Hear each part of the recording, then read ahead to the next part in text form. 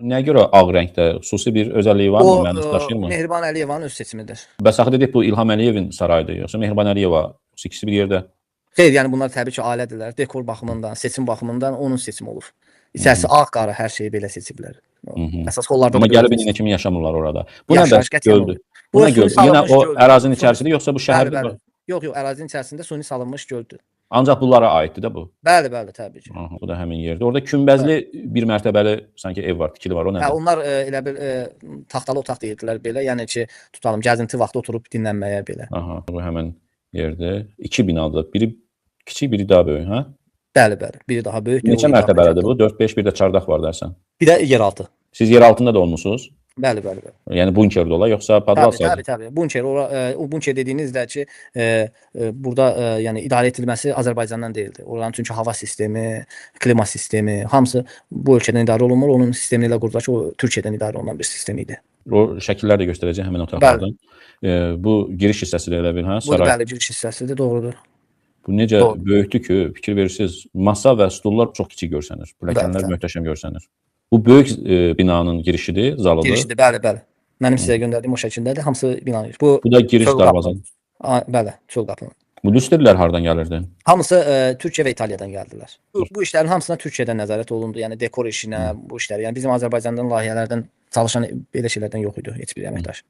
Bu nə otağıdır? Bu prezidentin iş otağıdır. Bu yəqin yuxarı mərtəbədə. Holdur. 2-ci mərtəbənin holudur. Mətbəxdir bu? Bəli. Mənim diqqətimi çəkdi. O stulların arxasındakı şəkillər də mi Mehriban xanımın xüsusi dizayn seçimi?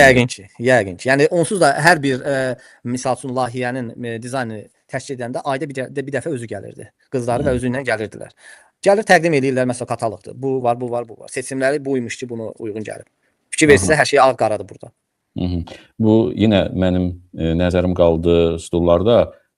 Arxa sökənəcəklərdə, şəkillərdə bir bığlı qızdır, biri bığsız, biri eynəkli qızdır, biri fərqli seçilib. Çox maraqlı zövqü varmış bizim Mehriban xanımın. Bu yataq otaqlarından biridir. Bu nədir? Qardırob otağı? Bu geyim otağıdır. Zaldır yəqin, qonaq otağlarının biri. Bu siqar otağıdır. Siqar otağı? Bəli. Bu siqar. Necə yəni siqar otağı? Siqar çəkmək üçün bir xüsusi otaq mı ayrıblar tikilər? Bəli. Otağın mahiyyəti siqar otağıdır. Bu nə otaqdır? Çox bəsit, sadə görsənir. Bu bəsit görünsə də bu panik odasıdır deyirlər. Bu bunkerdir. Bu bunkerin otağıdır. Bəli, bu bunker otağıdır. Bax, buranın yəni çöldən qapandığı zaman bütün sistemləri Azərbaycandan işləmir, Türkiyədən işləyir. Buna Türkiyədən nəzarət edirlər bu otağı. Sistemi ilə qurmuşdular. Bir təhlükə anında. Dəyirmi masa da mənim diqqətimi çəkdi. Panik otağında, panik zamanı belə mən düşünürəm ki, prezidentin yəqin ki, poker masasıdır o. Mənə elə gəldi. Bu göstərdiyiniz salon holudur. Çünki burada müxtəlif parnoy otaqlar var. Bu nədir? Bura şərab otağıdır. Bunun qarşı tərəfi də eyni mebellə yığılmışdır. Yəni bu bunun bir tərəfidir, o biri tərəfi deyil. Geyim otağıdır, təbii. Bu kimin geyimidir? Ümumi hamının yoxsa Mehriban xanımın? Ora sırf ailə üçün nəzərdə tutulub. Yəni prezidentin ailəsi üçün, başqa şəxslər yox. Bura çardaqdır, səhv etmirəmsən.